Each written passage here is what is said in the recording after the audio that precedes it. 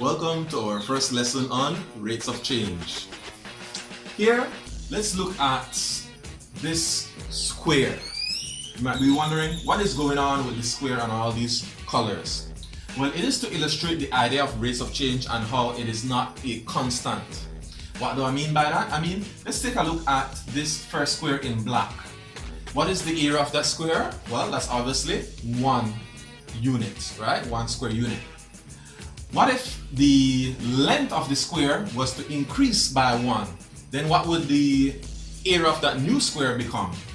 Well, now it is a 2 by 2 square, which has an area of 4. So the length or side of the square increased by 1, but the area of the square did not also just increase by 1. It actually increased by 3. What if the side of the square now goes up 1 more and is a total of 3 units long? What is the area of that square?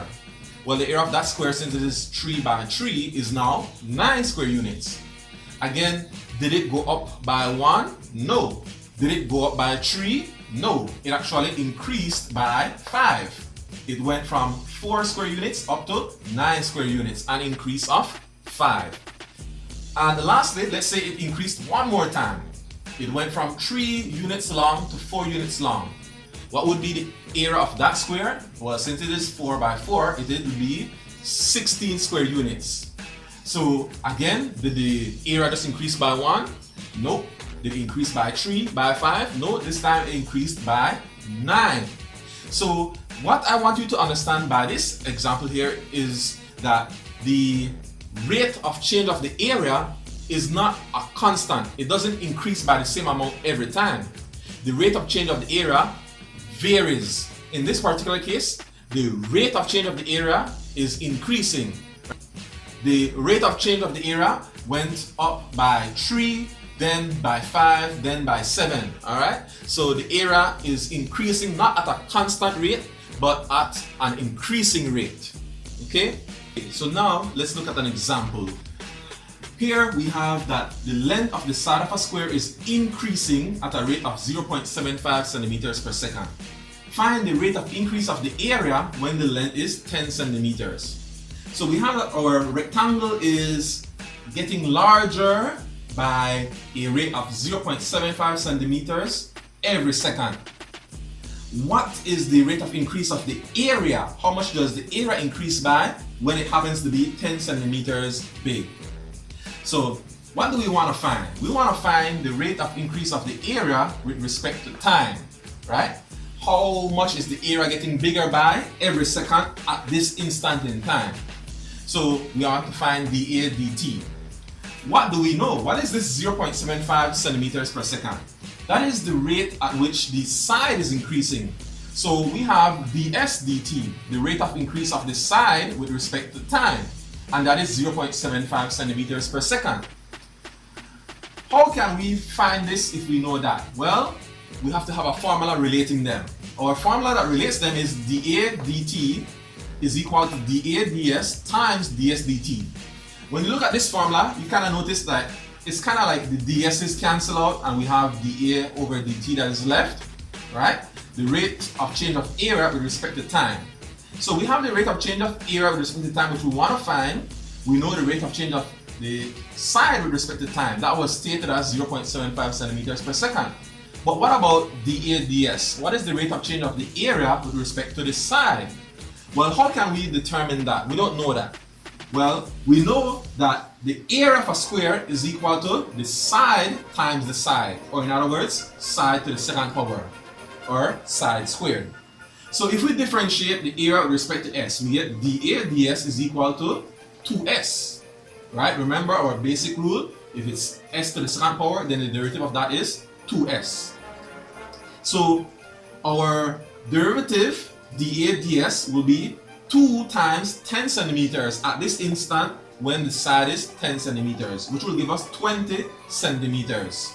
So our rate of change of area with respect to time is 20 centimeters. Substituting into our formula, we will have 20 centimeters multiplied by 0.75 centimeters per second. So the rate of change of area with respect to time will be 15 square centimeters per second. 20 times 0.75 is 15. And then for the units, which is important, centimeters times centimeters gives us square centimeters per second. Okay? And it is important that you have the units because these are real life problems we're dealing with, and our units should make sense with what we're finding. What do I mean by that? I mean, we are finding the rate of change of area with respect to time. What is area measured in? Area is measured in square units. So in this particular case, it is square centimeters.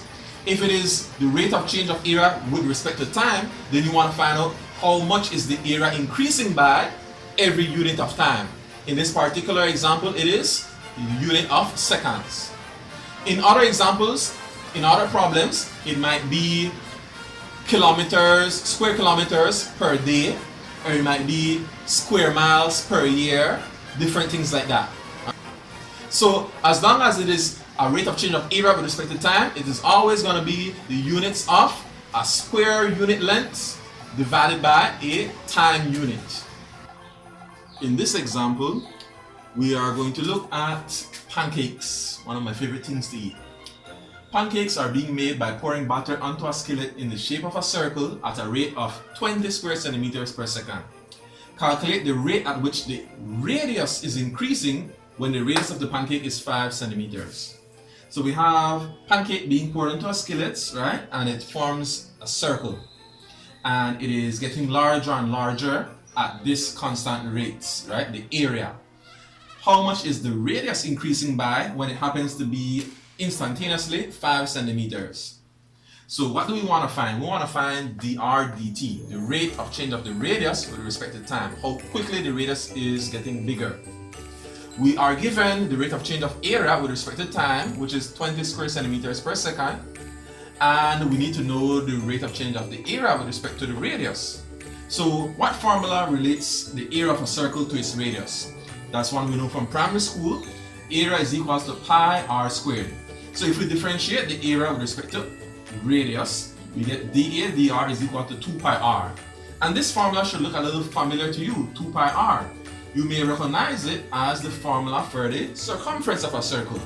And indeed, the rate of change of the area of a circle with respect to its radius is the outside perimeter of the circle, also known as the circumference. So the rate of change of the area with respect to the radius will be 2 pi times 5 centimeters. So 2 times 5 gives us 10. So we have 10 pi centimeters. That is the rate of change of the area with respect to the radius at the instant when the radius is 5 centimeters. Please note, in calculus, we leave our answers in terms of pi whenever pi is involved in the question. So our formula, dA dt is equal to dA dr times dr dt. Please note, the formula may look different, but it essentially is all the same no matter what the problem. Basically, like I said before, what you should notice is that these two will cancel out and you're left with dA over dt like we have here, right?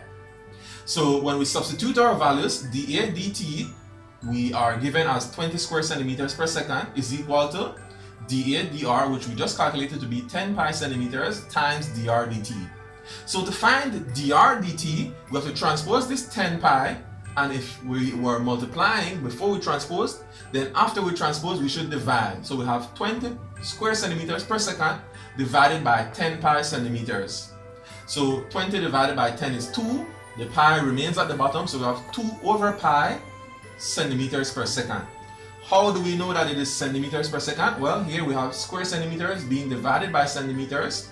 One of the centimeters cancel with that at the top, and we're left with centimeters per second.